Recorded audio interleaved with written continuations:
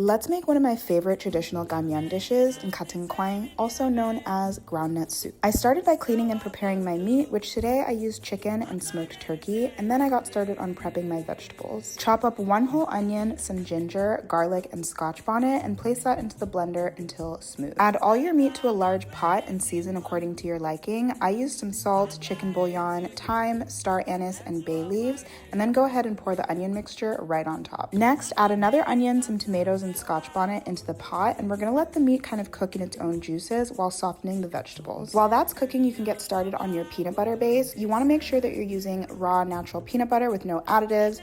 Add a couple spoonfuls of tomato paste and hot water and mix it all together until you get a nice smooth paste. After about 20 minutes, your vegetables should be nice and softened, so you can go ahead and remove them from the pot and add them into a blender. We're going to blend this into a nice puree. Try and get this blended as smooth as possible because we are going to add it back into the pot.